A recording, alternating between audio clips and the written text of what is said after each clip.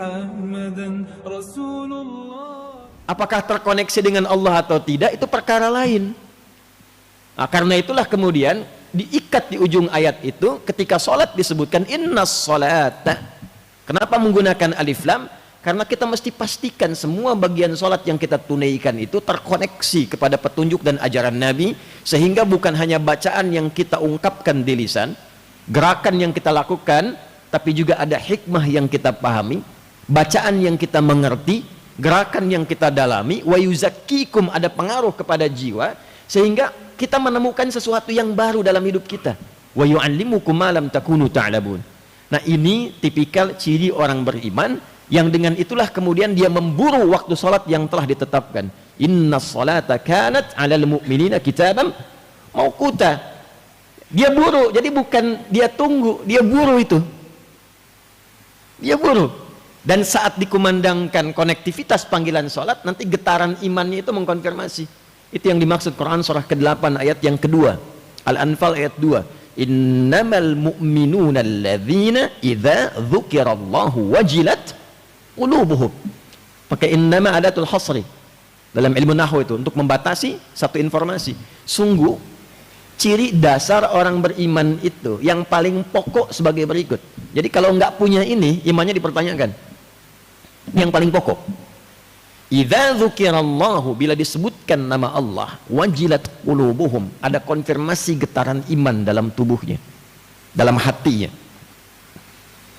Nah, untuk mengecek ada iman tidak dalam tubuh kita, untuk mengonfirmasi itu, maka diperdengarkanlah nama Allah itu konsekuensinya, supaya terdengar oleh telinga kita, tembus ke dalam hati kita, supaya dikonfirmasi oleh bagian iman, ada enggak nuklea iman dalam jiwa kita itu.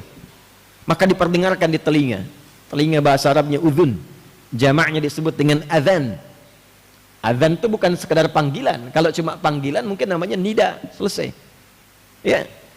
Kenapa disebut dengan adhan? Karena panggilan ini diperdengarkan pada orang-orang yang masih punya pendengaran.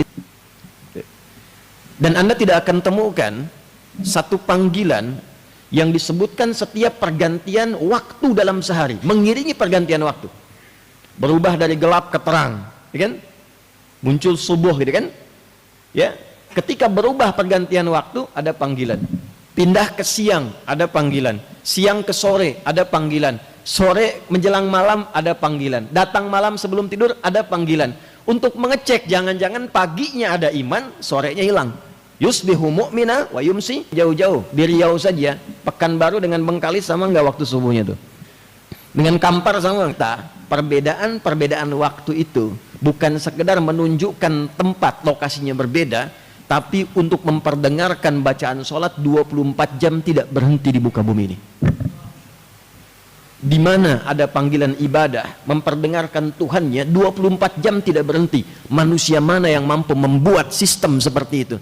Ini yang menunjukkan kebenaran ajaran Islam, yang menunjukkan dan menguatkan Islam itu bukan budaya, bukan buatan, tapi betul-betul ad-dinul haq. Karena itu PD Al-Quran mengatakan inna dina indallahil Islam. Nah, cuma pertanyaannya bagi yang mengaku muslim itu, ketika sudah mengatakan beriman, konfirmasinya ada enggak? Maka sholat pertama dari bangun tidur, nah ini yang mau saya sampaikan. Dari bangun tidur kemudian kita terdorong untuk menunaikannya.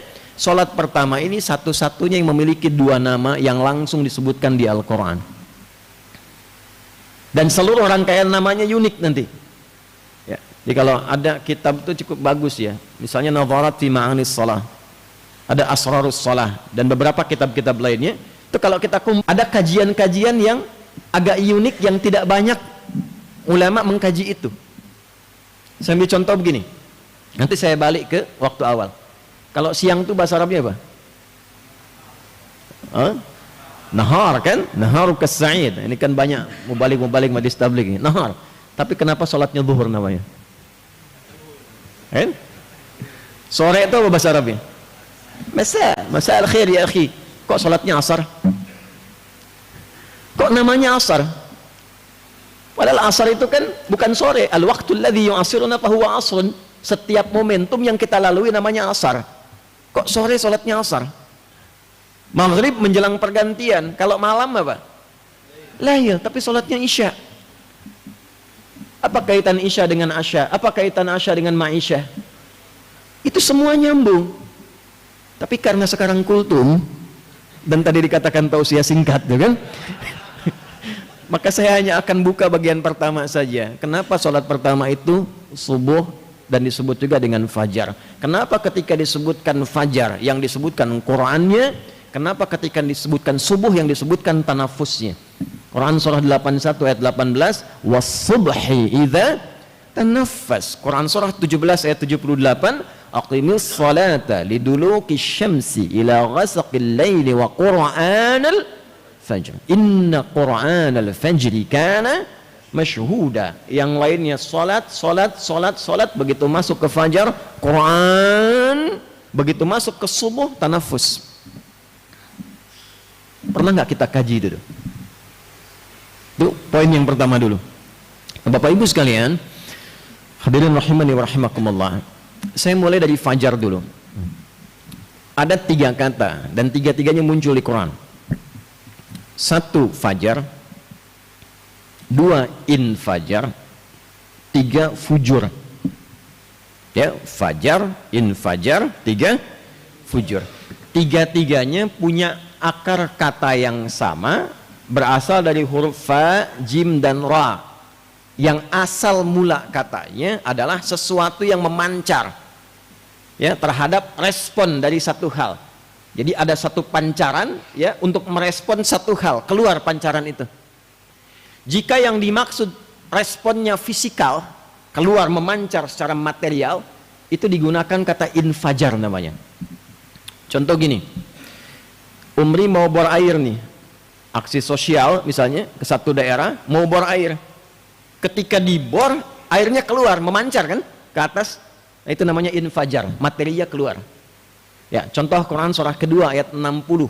12 kabilah suqizatmu supaya mengeluarkan 12 mata air. Langsung supaya enggak rebutan 12-12 nih. Maka turunlah firman Allah, pukulkan tongkatmu yang kayu ke batu itu untuk menunjukkan ini mukjizat. Kayu sama batu kuat mana? Batu. Tapi untuk menunjukkan tongkat ini ada mukjizatnya, pukulkan kayu ke batu yang pecah batunya. Nanti memancar dari batu itu 12 mata air. Wa idzistasqa Musa liqaumihi faqulna dharib bi'asakal hajar. Asa hajar, bi'asakal hajar. Fanfajarat, bukan fafajarat. Fanfajarat min husnata asyrata aina, memancarlah 12 mata air. Tongkatnya Musa alaihi salam kayu, dipukulkan ke batu yang pecah batunya keluar 12 mata air. Anda pengen tes tongkat emas Anda itu mukjizat bukan? Pukulkan ke batu, keluar 12 air mata itu. Pecah tongkatnya. Ya, keluar fajar, infajar. Kalau Anda memberikan respon ke dalam diri, ke jiwa nih, lalu sampainya bukan ke takwa, sampainya ke nafsu, ya, maka ada respon dari nafsu itu keluar. Nah, responnya disebut fujur namanya. Fujur, ya, keluar dari sini kok lihat alas kakinya bagus amat gitu, punya si amat aja nggak sebagus itu misalnya kan. Nah, masuk itu ke nafsu, diprovokasi oleh setan. Kan cuma 2, kalau bukan dimotivasi oleh malaikat, diprovokasi oleh setan. Cuma 2 itu saja. Yang bekerja untuk takwanya itu adalah malaikat, disebutkan 88 kali dalam Al-Quran. Yang bekerja memprovokasi nafsu itu setan. Setan disebutkan 88 kali di Quran. Jadi setiap kali kita ingin mengambil keputusan, yang akan merespon itu hanya 2 kemungkinan. Kalau bukan takwa, itu fujur di nafsunya. Karena itu tempatnya disebut dengan kolbun, karena selalu ada yang koluba, ya, ada dinamika di dalamnya, selalu bergetar, berbolak-balik, karena selalu ada 2 bagian ini. Kalau bukan mengajak, mengejek, ya. Anda kan bangun tidur saja dengar adzan kan 2, putuskan cepat berangkat atau tunggu sebentar, matikan alarm, atur lagi. Kan? Ya. Nah, maka ketika diberikan misalnya respon itu oleh setan, ya, lalu disambut oleh nafsu, itu yang keluar pancarannya fujur namanya, mengeluarkan aura keburukan yang disebut nanti ketika keluar disebut dengan su. Ya, ini yang dimaksud Quran surah ke-12 ayat 53. Wa ma ubarri'u nafsi innan nafsa la'ammaratum bis-su. Bagian mana yang ada di nafas yang ada su di situ, itu yang disebut fujur, lawan dari takwa. Lawan ini, ya paradoks ini ditampilkan di Quran surah 91 ayat 7 sampai 10. Wa nafsi wa ma sawwaha fa alhamaha fujuraha wa taqwaha. Qad aflaha man zakkaha wa qad khaba man dassaha. Kaifal husul ala al-falah biistimali tazkiyah. Bagaimana mendapatkan falah dengan menekan fujur ini supaya tazkiyah itu keluar? Maka diperdengarkan di telinga kita, hayya 'alal falah.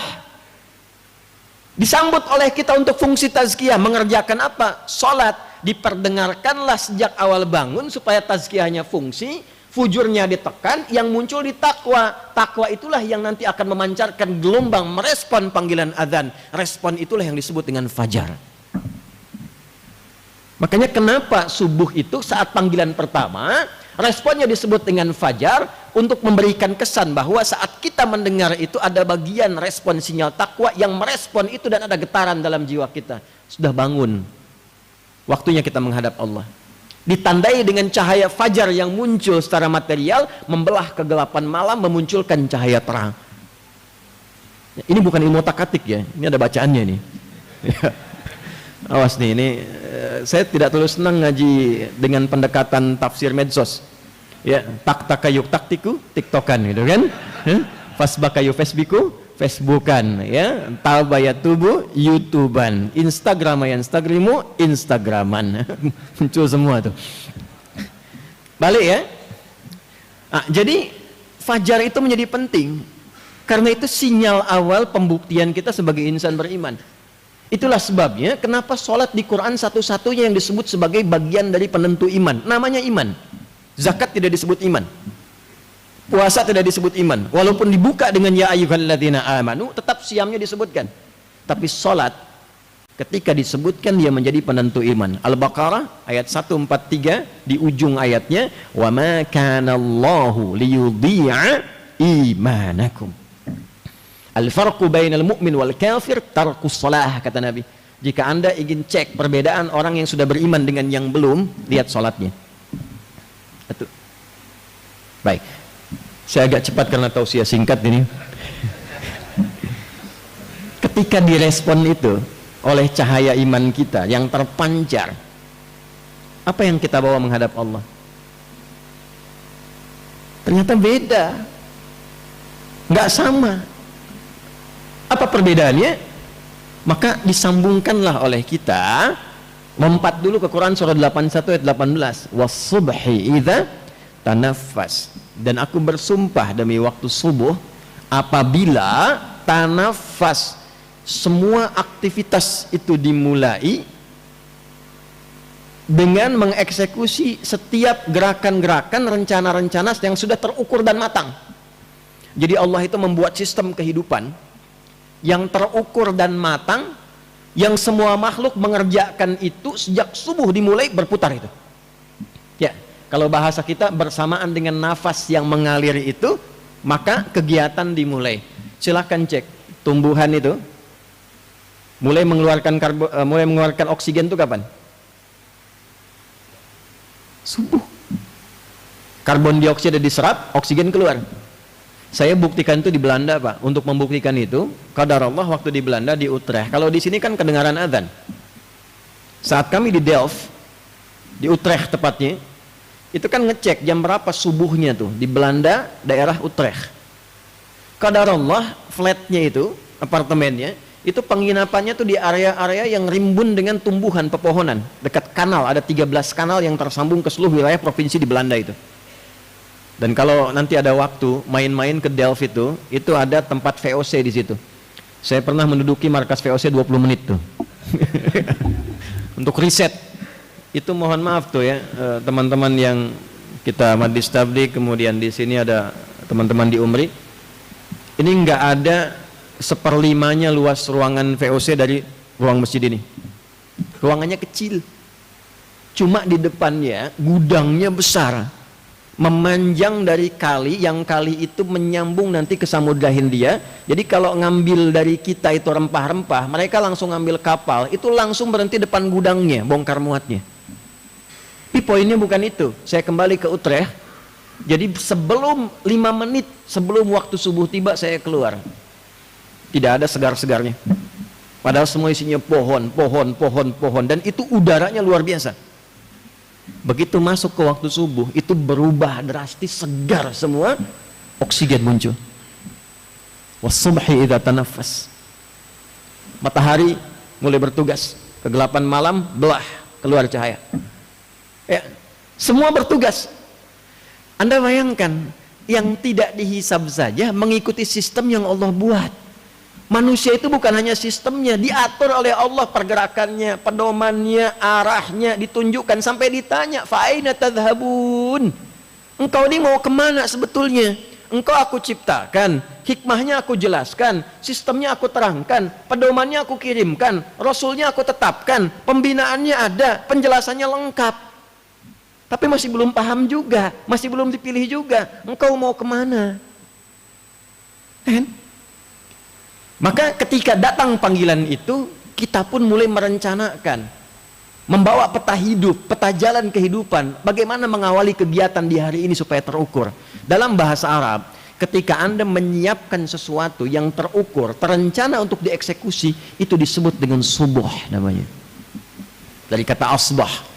Kalau orang Arab tanya kaifa asbahta ya akhi, itu bukan hanya tanya kabar, tapi bertanya, bagaimana perencanaan aktivitasmu di hari ini? Apakah baik? Jam 7 mau kemana?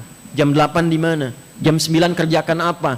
Jam 12 mau kemana? Zuhur mau di mana? Asar di masjid mana? Sampai Isya jam berapa Anda tunaikan, di masjid mana Anda lakukan? Itulah subuh. Nah, jadi insan beriman itu tipikal utamanya, insan beriman, ciri keimanan kita, ya, sebelum kita menjalankan aktivitas kita sudah punya rencana yang terukur. Bahkan Nabi itu kan mulai malam hari sebelum tidur istighfar dulu untuk mengevaluasi kegiatan sebelumnya. 70 kali sampai 100. Itu kan bukan istighfar cuma di lisan keluar, bukan. Istighfar itu kan bagian dari zikir. Zikir itu ingat. Ingatnya dua, ingat aktivitas, koneksikan dengan Allah. Aktivitas ini disenangi Allah atau tidak, diridhoi Allah atau tidak. Makanya ketika istighfar, kita sambil mengingat 70 kegiatan kita sebelum tidur itu apa? 100 kegiatan kita sebelum tidur itu apa? Bicara sama teman, mengenakan tidak? Istighfari kalau kurang bagus. Ya? Komunikasi kita dengan orang lain, pekerjaan kita itu diingat sampai kita sadar. Setelah sadar itu nyaman hati kita, tenang, baru istirahat. Maka tidurnya nyaman. Tidurnya nggak ingat dosa, nggak bawa masalah karena sudah diselesaikan sebelum tidur. Yang lebih bagus sebelum tidur rencanakan buat besok. Fa idza faraghta fansab. Besok mau ngerjakan apa? Sehingga seluruh yang telah kita siapkan itu begitu datang panggilan Allahu Akbar, rencana itulah yang kita bawa menghadap Allah supaya kita sampaikan, kita bacakan agar mendapatkan ridha Allah, taufik Allah, bimbingan Allah dalam sujud kita minta. Itulah sebabnya kenapa sholat pertama disebut dengan fajar dan sholat subuh, dan yang disebutkan bacaannya bukan sekedar sholatnya, untuk bertanya rencana apa yang sudah Anda siapkan di hari ini, doa apa yang Anda panjatkan di subuh ini, permintaan apa yang Anda sampaikan di subuh ini. Itulah sebabnya menggunakan kata Quran. Quran bentuk umum mencakup dua hal. Satu, bacaan-bacaan umum yang telah kita siapkan. Ada doa apa, istighfar apa, zikir apa yang kita bawa di fajar itu. Pernah nggak kita nyiapkan agenda tuh sebelum kita memulai menunaikan sholat, supaya saat sujud kita minta dimudahkan? Itu rahasianya kenapa banyak sahabat memulai dari masjid aktivitasnya sampai syuruk gitu, baru berangkat, dan nanti sebelum pulang mampir ke masjid.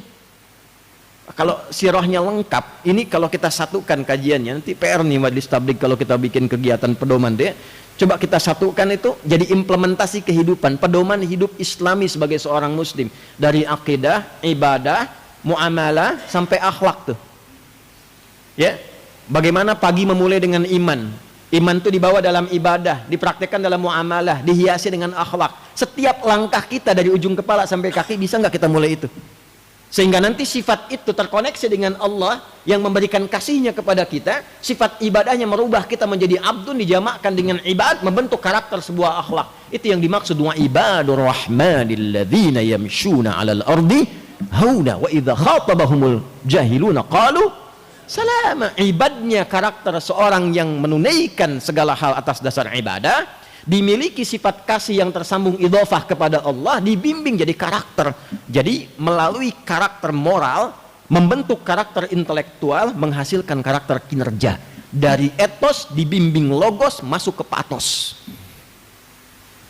Itu gambarannya.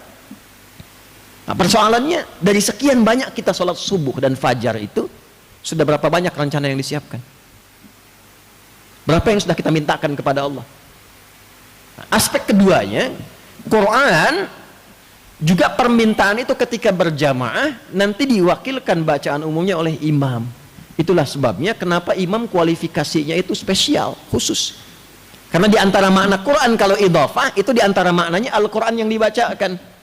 Quran surah 75 ya.